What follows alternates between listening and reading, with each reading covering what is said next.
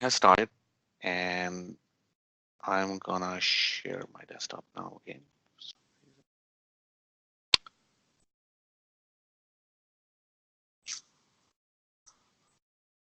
Okay, Joe. Good morning, happy Friday, everyone. Welcome to another session of Azure Power Lunch. And today's topic is very interesting: how we can host static websites using Azure Storage. So this is our topic of today. Quick introduction. I mean, the people who don't know, I'm an Azure Cloud Solution Architect, and this is something about myself. I have been with Microsoft like a little more than 14 years. So, um, as usual, our agenda, um, we would not talk about service updates, and then we're going to talk about topic of today. So and of course Q&A. So one request: if you are not asking question, really appreciate if you mute yourself. And for the Microsoft folks who are here, if there's anybody in the lobby, please let them in. So let's start with some of the updates that have kind of we want to talk about. Just if you're not familiar, there's an Azure Service Update, there's Azure Blog, which constantly post updates or what's something new happening about Azure, and it's a good way to know what is happening with this with the platform.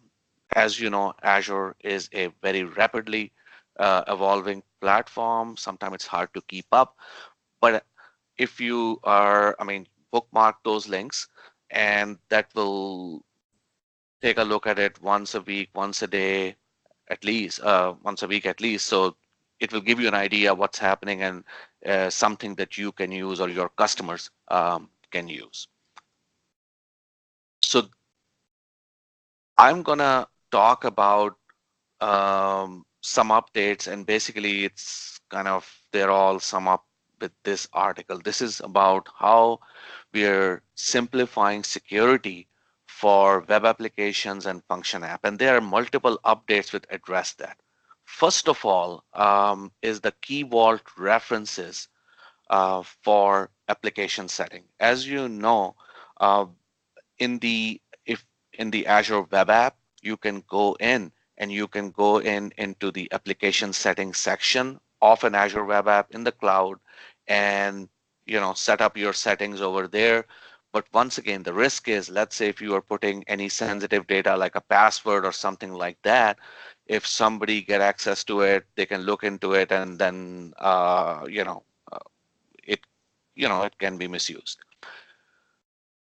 Another way was that you encrypt this data and then decrypt it, but that's kind of, then you have to write code to encrypt it and decrypt it. That's another issue. Then what they did, put it in Key Vault, and Key Vault, and by the way, we will do a separate session. If you don't know about Azure Key Vault, that's where you store your secrets like certificates, passwords, things like that. So it provides you a URL, and at runtime, you can query that information. So basically, there is no software to look at, there is just a URL. But still, if you are doing this, what will happen is that you have to write some code in your application to read this information from Key Vault. But what we are doing here is you can now do Key Vault references, and it will load that information from Key Vault automatically. So this is basically a kind of automated way that it can load this information from Key Vault. So you don't have to do any kind of code, and it will do the rotation. Uh, you know, by yourself. So basically, you can set up the rotation, but it's still in public preview. So just keep in mind that they would be adding features to it. Second one is user assigned managed identity. So if you are not familiar with managed identity, put simply, they are the new service principles. Okay. And what you can do is if you have a web app and it needs to access some uh, data store or some, let's say, storage account, instead of explicitly using a shared access signature in your storage account, what you can do is create a managed service identity for your web application, and then it can access and give that identity access to the storage account, things like that. Okay. With that, with the Azure AD support with blobs, this thing will work. But then if you have like 5 or 6 web apps, then each will have their own identity. Now what you can do is you can do the uh, uh, user assigned managed identity. So that allows you to access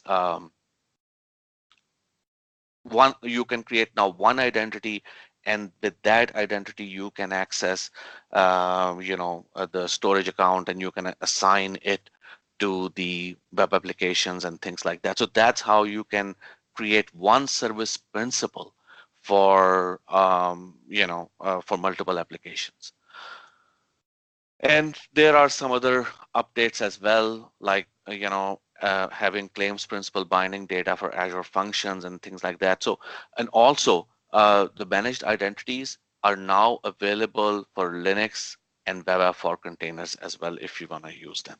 So this is kind of a quick overview of some of the things that are kind of being available in Azure. So just look at that. Just as I said before, take a look at Azure updates to stay fresh about what's happening in um, with Azure services. So topic of today is how we can host static websites in Azure Storage. So what are static websites? Static websites are the way we used to have websites very early, like 10, 15 years ago, where you have HTML, it may have some embedded images, that's it. I mean, you get the page 10 times, page doesn't change. Okay, that's your static website. It can be multi-page, it can be single page. There are multiple frameworks for multi-page websites and tools. And of course, for single SPA application, what we call single page application, JavaScript is the main ingredient. And then you have these frameworks on top of it. And what happens is whenever you start this single page application, and uh, when you have JavaScript embedded, JavaScript takes over. So now how you are providing a dynamic behavior is not by refreshing the page, but the JavaScript running on that page queries the services behind the scene. It can be serverless functions, it can be APIs or something. So you have all your logic running in some type of APIs, and JavaScript is calling those APIs to update information on that page. That's how a number of modern websites are being built. And once again, folks, I just want to make it very clear. This is not, I'm not saying this is the only way to do it, but this is one way that that a number of websites are being built. So there is no right or wrong. This is basically your architecture choice, how you want to build your web application. And so uh, uh, this is a separate we can do multiple sessions on just a single page application, but what we want to talk about it, how we want to host a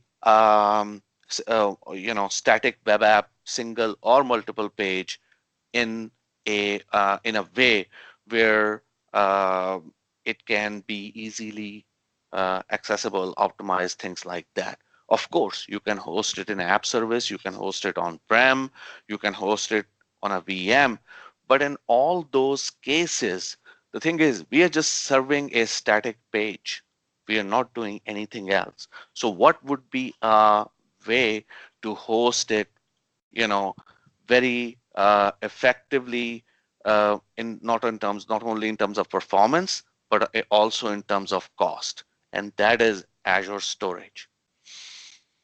So they announced very recently a public preview of a new feature where you can host static web applications, websites. I don't want to use the word web application because in my mind, um, uh, I agree with uh, some of the kind of conventions that if you are saying web application, basically you're referring to dynamic websites. And if you're saying websites, then static websites comes. I mean, if you're saying static website, then static website comes to mind. Okay, so okay, so basically that's what we are going to talk about. So without further ado, I'm going to jump into a demo. So here we go. So what we're going to do is we're going to create a storage account. By the way, any questions so far? Okay, so I'm going to use a uh, resource group. Static web is just the resource group I'm going to use, and I'm going to call it uh, AZPL site. Okay. South Central, just keep in mind you will have to use storage V2, which is general purpose V2 account. And of course, you can use read access geo redundant. Just since this is just demo, we're just going to use locally redundant, and you have to use hot. Okay. So with that, it is that simple. You do a review, and we are just going to do a create. It's going to take a few seconds, 10, 15 seconds for this website to be created. And then we will go in and, start making some updates to the site so we can use it to host. And just keep in mind, this feature, as I said, is in public preview. So it will be available. It will go into GA soon, but public preview, just be ready for new features to be added. And one other thing, while we're looking into it, you don't have to pay anything extra. You're still paying for the storage cost. That's it. So once we are on this portal, you will see a link on static website preview. So let's click on that. And by default, this is disabled. Once I enable it, it's going to ask me, okay, what is your index document name? So if you are building a static website and if you have a start page that you're planning to use that page name here. I'm just going to use index.html. Oh, sorry, index.html. And that's it. And after that, I'm going to save it. It's going to take a few seconds to configure it. And look, this is the primary endpoint for your website. So what I'm going to do is I'm going to copy this. And before I go any further, I want to show you the blobs. It has created a blob called $web. This is basically, think of it, this as you can see, this is private, so nobody can access it. It is of course, without having the storage keys. And this is with $sign, it's kind of denotes that this is a, a system level blob. So that's where your website will be hosted. I mean, you can go and simply and upload your website files and host your website, but let's try this link here that we just find. So of course, 404, nothing is there. So that's why we are getting a 404 error. So what I'm going to do is I have a React website and I am going to host it uh, into this website. So with Visual Studio Code, you can go to any folder, and once you right click on that folder, you will see a link deploy to static website. You will see this link once you have the extension. So I have some of the extensions installed like storage. So this deploy to static website link will only be available if you have the Azure storage extension installed. In order to do that, what you can do is go here, search for storage, and then install the Azure storage. I have already installed it, so it's right there. So any case, I can go into that folder, I can right click on that build folder, and I can say I want to deploy to static website. It's going to ask me where you want to deploy it. I will pick this, and then I'm going to say yes. Uh, yes, 1 second.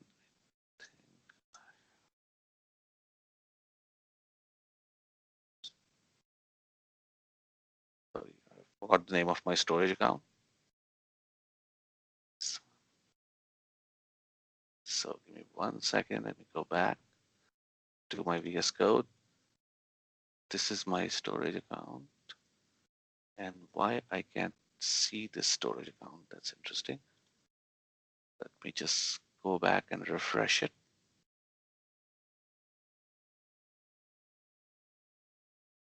Okay, 1 second. Let me go back to the extension and let me just double check if I have created at the right place. South Central US, and it is in this subscription. So what I'm gonna do is I'm gonna um, uh, close it and restart it. So let's see what happens.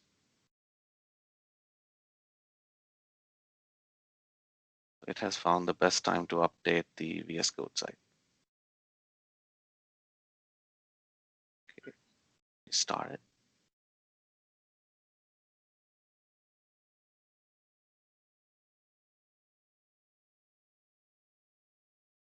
Okay, so let's right click, say deploy to static website, and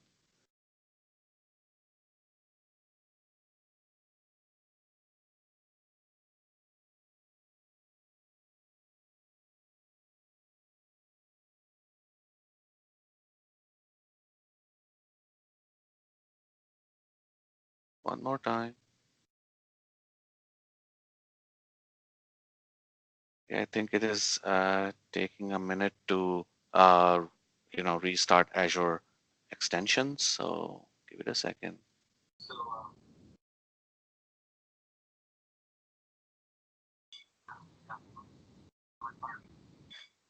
So ideally, what should happen is just like before, it should show us what are different resource subscription, and then I pick up the subscription, then it will show me what storage account I need to deploy, and then it should just deploy this. It will take a second, so just bear with me for a second while it kind of loads up the Azure storage Azure extension. So it takes a few minutes to sign in and loads all these extension up. So give it 1 second. By the way, in the meantime, any questions?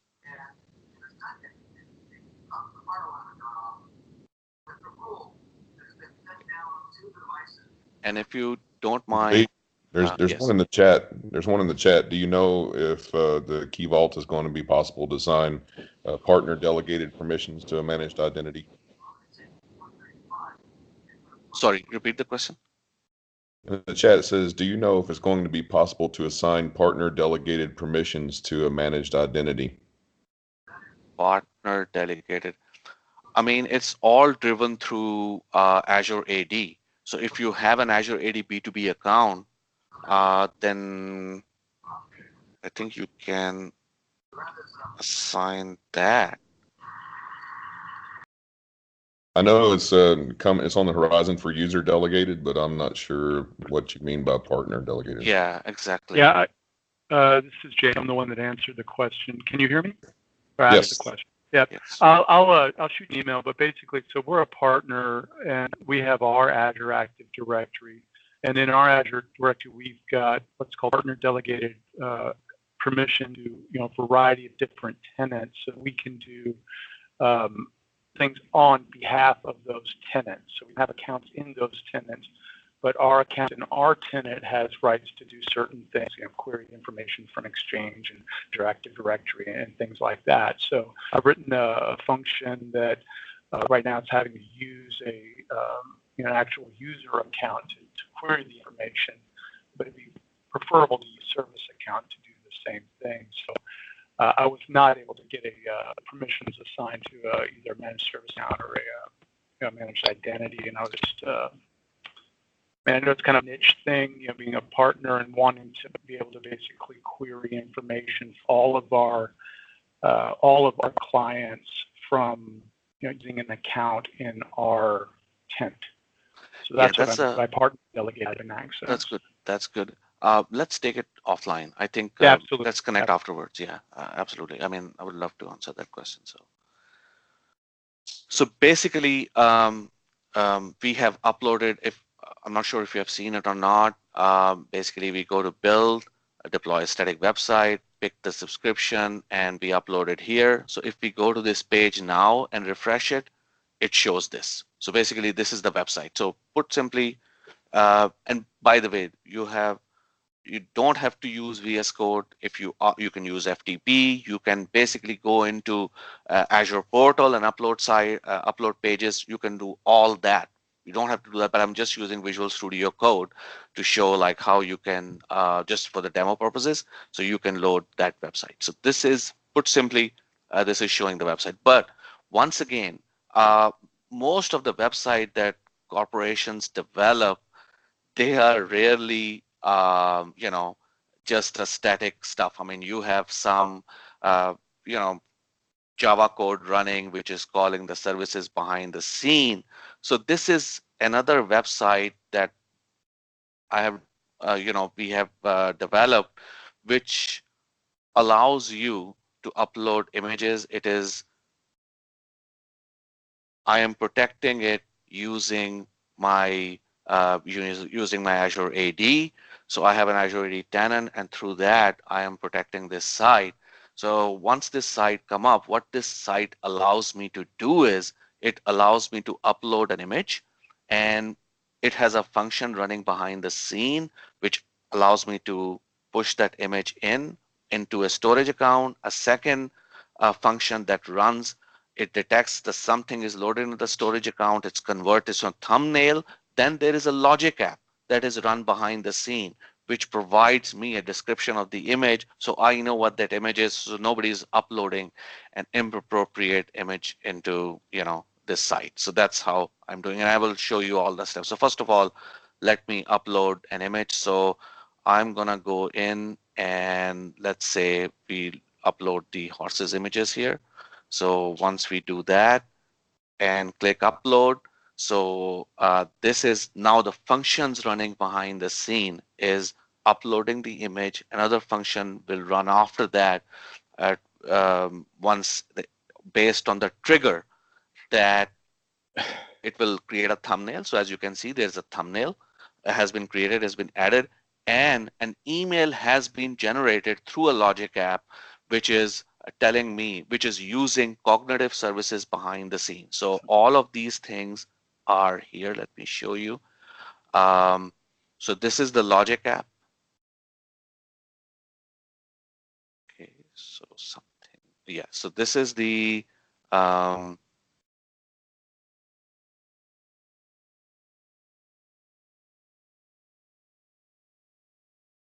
second. Sure, what's happening? Oh yeah.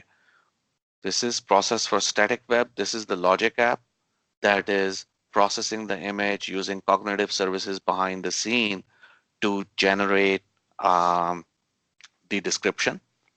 And I will show you description in a second. And if we go into this one, as you can see, there is an email here which is telling us a horse that is walking around in an ocean. So pretty detailed stuff. So as you can see, everything in this web application, my point is serverless. You have logic apps and functions which are serverless. You have now the front end, which normally was hosted in some sort of app service or on a virtual machine. Now it is hosted in Azure Storage, which is a serverless service. So entire end-to-end, uh, you know, kind of a pieces of these applications are running on top of serverless platform services. Okay, so as I said, this is the Logic app. Okay, what's going on? Demo. Yes. So basically, these are demo blues. It seems like everything is running slow. So this is basically the Logic app. It runs when something is loaded in a storage account, and then behind the scene, it is getting the blob URI, you're describing the image, and then sending the email. And this is the function app. And these are the different functions. Let it come up, refresh it. So I will show you what functions it has. So by the way, any questions on related to this hosting static website on uh, Azure Storage?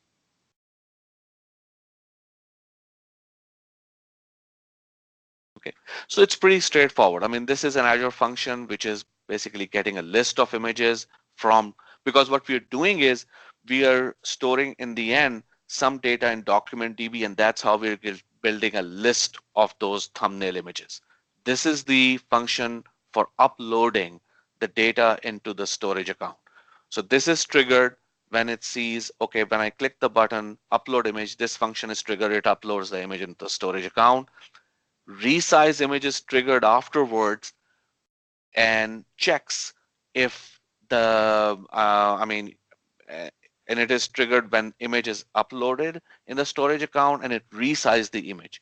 So not only this, but the Logic app is also triggered when you upload the image, and it creates the thumbnail and store it in the storage account as well, and then store the URL of the image into document DB. And then get images function is running behind the scene to get the list of images. So everything end to end is serverless. So any questions, comments, feedback? Okay, that's good. So moving forward, here are some of the resources. So there is I have added some links to one of the articles, how you can host, website using Azure Storage, static website using Azure Storage. And also at Ignite, there is one session from where I got some of the content for my presentation on how you can build scalable static sites with serverless. And that goes over all different components in much detail. And by the way, since you have with Azure Storage, since you have the ability to use domain names, so what with custom domains, so now you can use custom domains with um, with your static website. So you don't have to use this site name that you have here. I mean, you can use your own site name like Contoso or .com or whatever that you want to use. So with that, I think we are right at the hour. I will upload the recording as well as the deck into what you will see is in the description of the recording, you will find the link to download this deck. So just go into the description of the recording on YouTube site, uh, and if you want to know about the schedule, everything, go to azurepowerlunch.com. That's where we are hosting all the schedules and link to our YouTube channel as well. Okay. So any questions? Final call. Thank you very much, and thanks, Paul, for helping out. And hope to see everybody next week. Have a great weekend, everyone.